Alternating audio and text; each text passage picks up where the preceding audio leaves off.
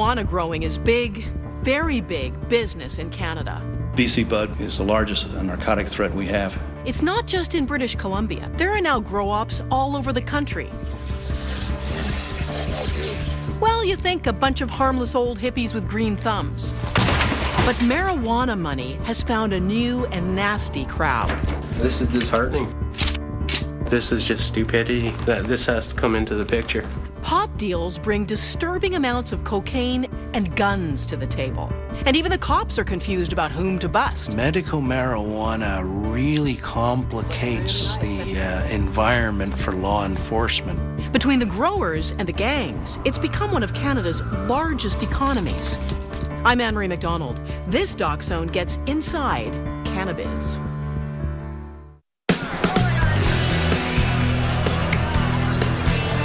Half of all Canadians say they've tried it. 4 million of us admit to more than the occasional toke. But even if you wouldn't be caught dead at Vancouver's annual smoke-in, marijuana deserves your attention.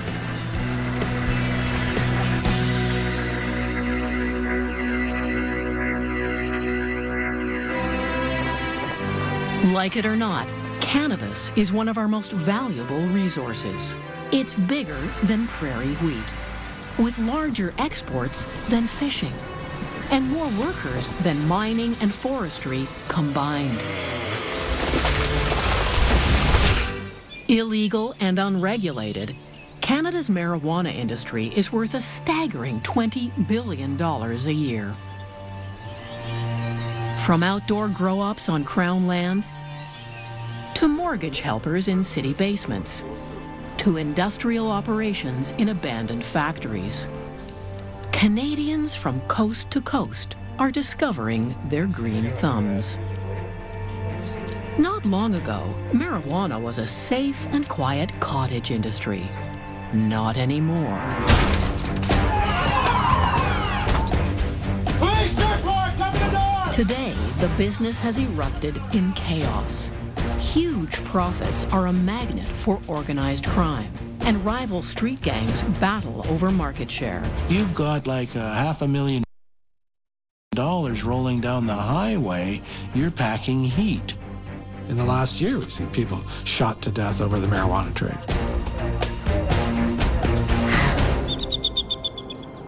"500 kilometers east of Vancouver, Grand Forks seems far removed from the world of gangland violence. Yet this idyllic border town lies in the heartland of Canada's marijuana industry. Morning, guys. Hey. Behind the facade of tidy homes on pleasant streets hides a secret economy. Police believe 1 house in 10 contains a grow-op. With a population of just 4,000, the area is thought to support some 300 commercial growers.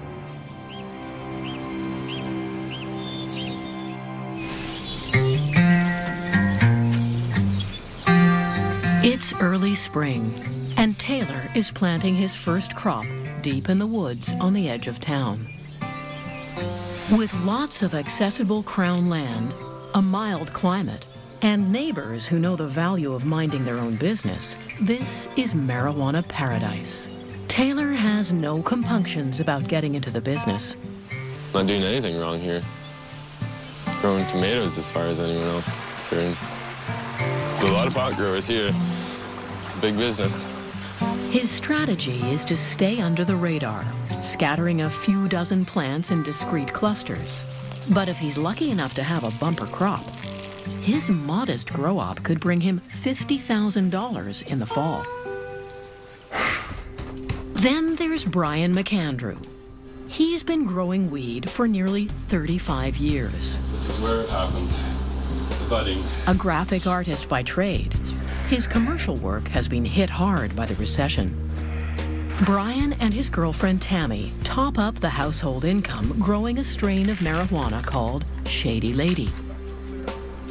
Well, with our system here, with these 25 plants, the way they're grown, we should be getting 6 to 8 pounds. Your gross wages off this, you're getting between $12,000 and $15,000. the office? Yes. Even the president of the Chamber of Commerce grows the stuff. Brian Taylor is one of the founders of BC's Marijuana Party. This is diesel. It's a very aromatic pot. A cancer survivor, he grows for medicinal purposes, legally. Brian is one of just 2,000 Canadians licensed by Health Canada to produce medical marijuana. This is going to a patient in New Brunswick. I ship it to him when it's processed and ready by Canada Post. Signature required. And the good folks of Grand Forks take it all in stride. All right, I'm Greg. I'm Les. We're from whatsupgf.com. We're here talking to people on the street today about a sticky subject called marijuana. I work in a coffee shop, so I mean, if people were smoking a lot of marijuana, then they'd want to come in and buy our muffins and stuff. Marijuana is a medicine, and it makes a lot of people feel very good. First of all, I don't like the smell of it. Secondly, I don't want it around. For me, it's absolutely disgusting. It's a way of life here. Whatever their point of view, few dispute that the local economy is hooked on marijuana. In a town like Grand Forks, you're probably looking at between 20 and 40% of the money in the local community coming from marijuana. It's not put in the bank, because that's how they catch you. It's spent as fast as you make it. It wasn't always this way. Like so many other lumber towns in the BC interior, Grand Forks fell on hard times when the mills closed. So, in a time-honored tradition, a different kind of seedling was planted. In times of economic crisis, people always revert to marijuana growing because it's fast and immediate. What did you do for it? You put seeds in shit and added water, and you waited 4 months. And then they take that product and they go and burn it. They go and burn it so that they need to come back 4 months later and buy more. BC Bud is the world's most potent marijuana, a hybrid of two different strains, indica and sativa. The plants are grown to produce bud with over 20% THC, the chemical that gets you high. If you put a lot of energy into these, then you can get up to $1,000 per plant. But outdoor growing is a risky business, with bugs, weather, thieves, and cops a constant threat. 85% of Canadian marijuana is grown indoors. Okay, right this way. And watch your steps through the stairway here, it's narrow. The marijuana industry has been transformed by a revolution in technology. Dave has invested in the most advanced, user-friendly system on the market. A $3,000 kit that can transform any spare bedroom into a cannabis factory. It's a high-pressure spray. It's spraying onto the root system, very fine mist, and it allows the roots to get as much oxygen as possible mixed in with their food and nutrients as well, and it creates phenomenal growth. This is the leading edge, pretty much. For 20 minutes of work each day, Dave's discreet little operation can bring in $100,000 a year. Small wonder that some 20,000 British Columbians now grow marijuana. Out of sight, off the books, they generate close to 5% of the provincial GDP. And it's in BC that the roots of Canada's marijuana industry can be found. Back in the 60s, the Kootenays were fertile ground for the hippies and draft dodgers who first started growing BC bud. Doukhobors from Russia were already growing hemp, a different strain of cannabis that doesn't get you high. These pacifist farmers used hemp for making fabric, rope, and oil. Their culture resonated with the marijuana pioneers. Brian Taylor became an activist for marijuana in the 1980s. When he came to town 10 years later, he found a community sympathetic to his cause. When I got to Grand Forks here, I was invigorated that this was the direction my life was going to go. I was going to make a difference. After helping local farmers start a hemp co-op, Brian was a popular man in town. He ran for mayor and won. But then he admitted on a radio talk show that he enjoyed a joint now and then.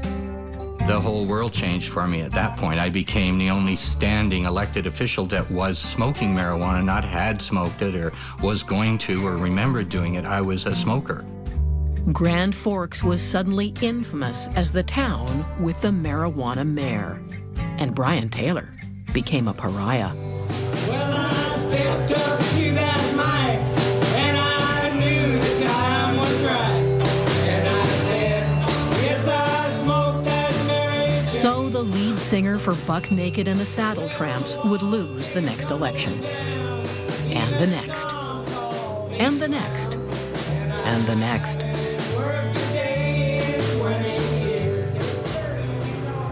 The house up the hill from the ex-mayor belongs to RCMP Constable Harland Venema. His is not an easy job. Bye, I love you. See you later. We got the growers, we got the traffickers, the smugglers, the medicinal advocates, the growers for the cause, the hippies. It's all here in Grand Forks. Brian and Harland have been good neighbors for years. It's that little bit of adrenaline you get from conditioning. I still get a twinge when I see a police car, even though I know Harland well. Growing up in a conservative Christian household in Winnipeg, Harland had little exposure to pot. As far as marijuana was concerned, well, it was all lumped in with everything else. It was an evil drug. And that was the end of it. I never really gave it much thought. I never saw weed till I got to British Columbia. But after 5 years on the beat in Grand Forks, he can smell it from a moving car. What was that? We just... I don't know. It smelled like something. The whiff isn't big enough for a warrant, but a week ago he busted a $250,000 operation in a farmhouse. That's what we're talking about from this most recent one. 40 lights, it was the whole house and the whole barn. Each one of these bags is worth $10,000. That kind of money needs protection. This one was had a round in the chamber, safety was off, and it was sitting beside the front door of the house as we were going in. Got a nice 38 special here, a guy had in his fanny pack when we busted him. This is disheartening for small town British Columbia. This is just stupidity. This has to come into the picture. The guns aren't just in case of a police raid. In recent years, armed gangs known as rippers have been robbing grow-ops. Illegal growers are easy prey because a call to police would put them out of business. The rippers just go in, kick down the door, and take the profit. Everything goes wrong during periods of prohibition. The more it's made illegal, the more the prices go up, the more violence caused, the more we enforce the drug wars, the more we get all these problems. The peaceful days of mom-and-pop operations are almost gone. Today, guns, gangs, and grow-ops are found right across the country. With the kinds of technologies we now have for hydroponic, with the nutrients, with the sun lamps, you can grow marijuana anywhere, and that's why this industry has spread across Canada and around the world. An industry that started in BC has steadily expanded eastward, finding new growers and hungry markets. In 2004, Ontario Provincial Police raided the former Molson Brewery in Barrie and found 30,000 plants worth $30 million, the largest bust in Canadian history. In every city across the land, the marijuana business is booming. I think the problem in the last 3 or 4 years has almost increased tenfold. This is an everyday occurrence in Toronto, everyday occurrence in York almost. As the police get more diligent, grow-ops become more sophisticated. Near Chilliwack, just east of Vancouver, a Quonset hut contains an elevator leading to a massive underground bunker. You can see here that we've got 3 tiers of marijuana plants with over 10,000 plants.